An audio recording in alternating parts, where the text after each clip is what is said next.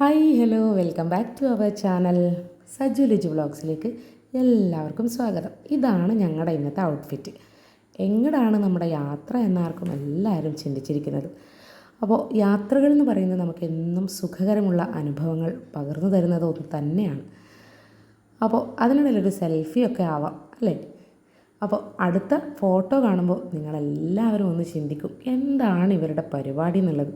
അപ്പോൾ എൻ്റെ അനിയത്തിക്കുട്ടിയുടെ കുഞ്ഞുവാവയുടെ പേര് വിളിയും പാല് കൊടുക്കലും നൂലുകെട്ട് ചടങ്ങുകളൊക്കെയാണ് കേട്ടോ.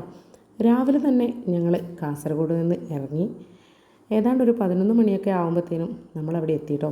ഇത് 4 തലമുറയാണ്. അപ്പോൾ പിന്നീട് ഞങ്ങളെ ഫോട്ടോ സെഷൻ, ഫോട്ടോ മുഖ്യം ബിഗിലെ, ഇതാണ് നമ്മുടെ പോളിസി. അപ്പോൾ നമ്മുടെ കൂടുമ്പോൾ ഇമ്പമുള്ളത് കുടുംബം എന്ന് നാം എല്ലാവരും കേട്ടിട്ടുണ്ട്. അപ്പോൾ അതുപോലെ തന്നെ ഏറെ നാളുകൾക്ക് ശേഷം നമ്മുടെ കുടുംബത്തെ കണ്ട ഒരു സന്തോഷം കൂടിയാണ് കേട്ടോ. അപ്പോൾ ഇതാണ് നമ്മുടെ കുഞ്ഞുവാവയുടെ അച്ഛനും അമ്മയും ചേട്ടനും. അതുപോലെ തന്നെ എല്ലാത്തിനും ദൈവകടാക്ഷം ഒന്ന് വേണമെന്നല്ലേ ഒരു പറച്ചിൽ. അപ്പോൾ വീട്ടിൽ മുത്തപ്പൻ കൂടി ഉണ്ടായിരുന്നു. അപ്പോൾ നമ്മുടെ കണ്ണൂരുകാരുടെ സ്വകാര്യ അഹങ്കാരം എന്ന് തന്നെ പറയാം നമ്മുടെ മുത്തപ്പൻ ദൈവം. അപ്പോൾ നമ്മുടെ പൊന്നോമനയെ മുത്തപ്പൻ്റെ കയ്യിലോട്ട് വെച്ച് കൊടുത്ത നിമിഷമാണിത്. നമ്മളെല്ലാവരും ഒരു ബ്ലെസ്ഡ് മൊമെൻ്റ് എന്ന് തന്നെ നമുക്ക് പറയാവുന്നതാണ്. അപ്പോൾ അതിനിടയിൽ നമ്മളും ദൈവത്തെ തോവാൻ വേണ്ടി നിന്നു. കുഞ്ഞുങ്ങളില്ലാത്ത ആടിക്കുറ്റി അമ്മയ്ക്ക് തിരുനെറ്റിക്കല്ലിൽ നിന്ന് കിട്ടിയ കുഞ്ഞാണ് ശ്രീ മുത്തപ്പൻ എന്നൊക്കെ ഒരു കഥയുണ്ട്, നമുക്കെല്ലാവർക്കും അറിയാം. അപ്പോൾ മുത്തപ്പൻ കുറച്ച് കാര്യങ്ങളൊക്കെ പറഞ്ഞപ്പോൾ സത്യം പറഞ്ഞാൽ ഞങ്ങൾ സങ്കടപ്പെട്ടു എന്നുള്ളത് സത്യമാണ്. എല്ലാവരും ഒരു നിമിഷം കരഞ്ഞു പോയി എന്നുള്ളത് മറ്റൊരു വാസ്തവമാണ് കേട്ടോ. കാരണം കുറച്ച് നാളുകളായി നമ്മുടെയൊക്കെ കല്യാണമൊക്കെ കഴിഞ്ഞ് കുട്ടികളൊന്നും ആയിട്ടില്ല. അതിൻ്റെയൊക്കെ ഒരു സങ്കടവും കാര്യങ്ങളൊക്കെ ഉണ്ടായിരുന്നു നമ്മുടെ ഉള്ളിൽ. എന്തായാലും നമുക്കും ഏറെ വൈകാതെ തന്നെ ഒരു നല്ല അനുഭവം വന്നു ചേരുമെന്ന് തന്നെയാണ് നമ്മുടെ എല്ലാവരുടെയും പ്രതീക്ഷ. അപ്പോൾ പ്രതീക്ഷ തന്നെയാണ് നമ്മുടെ ഏവരുടെയും ജീവിതം നയിക്കുന്നത് അല്ലേ. അപ്പോൾ അതുപോലെ തന്നെ ദൈവത്തിന് മുമ്പിൽ ഇത്തിരി കരഞ്ഞെങ്കിലും ഞങ്ങൾ തികച്ച ആത്മവിശ്വാസത്തോടു കൂടി തന്നെയാണ് മുമ്പോട്ട് പോയിക്കൊണ്ടിരിക്കുന്നത്.